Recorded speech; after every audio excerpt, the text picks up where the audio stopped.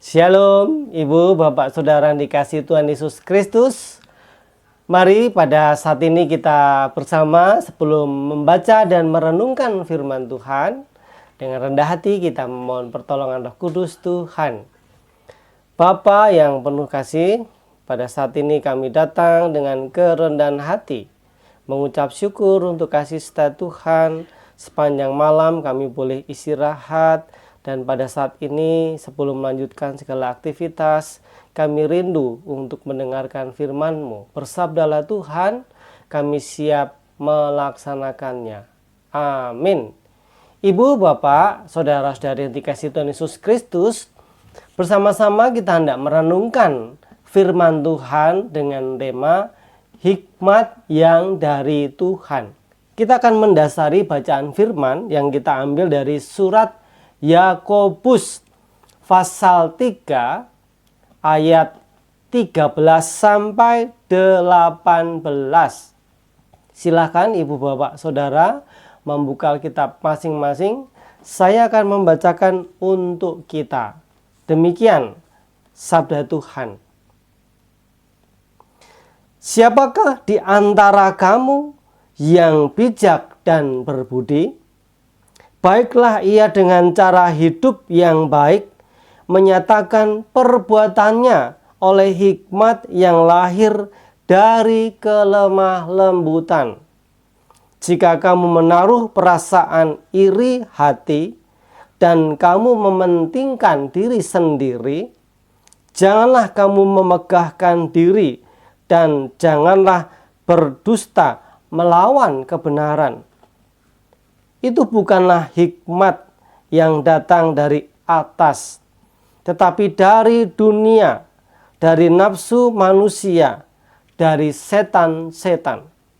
Sebab di mana ada iri hati dan mementingkan diri sendiri, di situ ada kekacauan dan segala macam perbuatan jahat. Tetapi hikmat yang dari atas adalah pertama-tama murni, selanjutnya pendamai, peramah, penurut, penuh belas kasihan, dan buah-buah yang baik, tidak memihak dan tidak munafik, dan buah yang terdiri dari kebenaran ditaburkan dalam damai untuk mereka yang mengadakan damai. Demikian sabda Tuhan. Berbahagialah kita yang mendengarkan dan yang memelihara dalam hidup kita hari lepas hari. Ibu, Bapak, Saudara-saudari yang dikasihi Tuhan Yesus Kristus, tentunya semua manusia, termasuk kita sebagai orang yang percaya, sebagai murid-murid Tuhan, tentunya kita ingin menjadi pribadi atau orang yang bijak dan berbudi. Atau bisa juga kata bijak itu menjadi kata kerja bijaksana atau sifat bijaksana. Nah, apa yang perlu dimiliki oleh seseorang atau siapapun juga, termasuk Bapak, Ibu, dan juga saya dan saudara semua, jika ingin hidup bijaksana dan berbudi. Nah, firman Tuhan yang kita baca tadi dari kitab Yakobus pasal 3 oleh Lembaga Alkitab Indonesia diberi judul hikmat yang dari atas. Tentu kita tahu yang dimaksudkan hikmat yang dari atas itu adalah seperti tema renungan pada saat ini, yaitu hikmat yang datang dari Tuhan. Nah, dalam Yakobus 3 ayatnya yang ke-13, bagian yang B di sana dikatakan dengan jelas kepada kita, baiklah ia dengan cara hidup yang baik, menyatakan perbuatannya oleh hikmat yang lahir dari kelemah lembutan. Nah, saudaraku yang dikasihi Tuhan Yesus Kristus, cara hidup yang baik yang harus terjadi yaitu untuk menyatakan perbuatan yang baik, bukan perbuatan yang jahat, perbuatan yang mementingkan diri sendiri, perbuatan ataupun mungkin perkataan ataupun mungkin juga pikiran yang merugikan orang lain. Nah, kita melihat di sini bahwa hikmat itu tentu pasti datangnya dari atas, dari Tuhan. Sebab kalau kita menelusuri arti usul kata hikmat itu sendiri, asal usulnya dari bahasa Ibrani yaitu hukmah. Hukmah bisa diterjemahkan secara sederhana yaitu takut atau hormat, juga taat akan perintah Tuhan. Jadi yang namanya hikmat itu pasti datangnya dari Tuhan karena timbul dari hati kita yang hormat, takut, taat akan kehendak Tuhan. Namun bila perbuatan itu muncul, datang, terjadi dari diri kita sendiri, hanya akan memunculkan egois, memunculkan pementingan diri sendiri. Itulah makanya yang namanya hikmat itu pasti datang dari atas, tidak mungkin datang dari manusia atau dari diri kita sendiri. Ini menurut firman Tuhan yang kita pelajari, yang kita baca dari kitab Yakobus yang bentuknya adalah surat kepada jemaat Tuhan pada waktu gereja mula-mula atau gereja perdana yang masih dan terus tetap berlaku bagi umat Tuhan sampai saat ini dan Maranatha sampai selamanya. Nah, di sana kita melihat apa yang dikatakan pada ayat yang ke-14 dan 16 sampai 16. Itu contoh dari perbuatan yang lahir dari keinginan kita manusia. Di sana dikatakan, jika kamu menaruh perasaan iri hati dan kamu mementingkan diri sendiri, janganlah kamu memegahkan diri dan janganlah berdusta melawan kebenaran. Kalau kamu dasarnya itu adalah benci, tidak suka dengan orang lain, ya perbuatanmu itu tidak akan mendatangkan kebaikan. Yang ada dasarnya karena iri, tidak suka. Kita memuji mungkin dengan kata-kata yang baik, tetapi mimik atau wajah kita nyinyir, abek tenan yo. Nah, misalkan seperti itu. Nah, ibu bapak saudara saudari yang dikasihi Tuhan Yesus Kristus, dikatakan itu bukanlah hikmat yang datang dari atas atau dari Tuhan, tetapi dari dunia, dari nafsu manusia, dari setan-setan, artinya dari kuasa kegelapan yang membawa perpecahan, perpisahan, perseteruan dan sebagainya. Sebab di mana ada iri hati dan mementingkan diri sendiri, di situ ada kekacauan dan segala macam perbuatan jahat. Jadi kita harus hati-hati. Jangan sampai memiliki perasaan iri hati pada orang lain. Kalau kita memiliki keinginan itu baik, artinya tidak mengarah atau terjerumus pada sifat iri. Iri artinya ingin tapi kita juga tidak suka. Kita sebisa mungkin harus mengalahkan orang itu, mempermalukan orang itu dan menunjukkan bahwa akulah yang paling pinter, akulah yang paling baik, akulah yang paling hebat. Itu bukan sifat dari anak Tuhan. Tapi sifat dari anak Tuhan sebagaimana yang digambarkan pada ayat yang ke-17 dan 18 dari Yakobus 3 yang kita baca. Di sana mengatakan demikian. Tetapi hikmat yang dari atas adalah pertama-tama murni.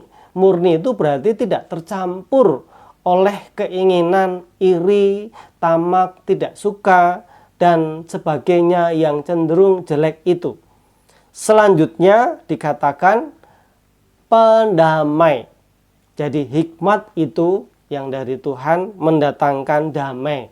Kalau ada orang yang lebih kaya, ya kita bisa menerima. Tidak perlu kita memaksakan diri harus bisa lebih kaya dari dia. Ya kalau bisa. Kalau tidak, ya kalau caranya baik. Kalau caranya tidak baik, malah menjerumuskan kita kepada hal-hal yang tidak baik. Misalkan pengen kaya, tidak mau bekerja, tetapi mencari pesugihan. Nah, jelas itu bukan hikmah dari Tuhan, tapi itu adalah bujukan dari kuasa-kuasa jahat yang membuat kita terpuruk hidupnya jauh dari Tuhan. Hati-hati dengan keinginan kita. Benarkah itu keinginan yang baik, atau mungkin itu keinginan yang jahat yang tidak sesuai dengan kehendak Tuhan? Kita membutuhkan hikmat Tuhan. Nah, juga dikatakan peramah. Jadi, kalau kita memiliki hikmat dari Tuhan, apa yang kita pikirkan, katakan, perbuat itu akan mendatangkan keramahan, kebaikan. Bukan hanya untuk diri sendiri, tapi juga untuk orang lain.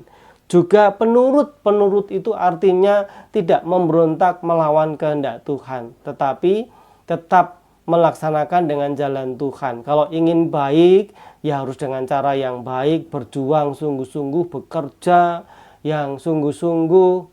Pasti Tuhan akan memberkati, karena berkat kita itu datangnya dari setiap usaha kita yang dengan sungguh-sungguh mengerjakan, melakukan tugas sesuatu dengan sebaik-baiknya.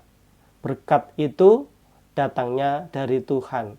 Dan berkat itu bagian dari Tuhan melalui upaya yang kita kerjakan. Kalau anak-anak yang rajin, tentunya dia akan jadi anak yang pintar. Kalau anak yang pintar, malas belajar, dia bisa menjadi anak yang tidak pintar. Bahkan maaf, orang bilang mengatakan bodoh.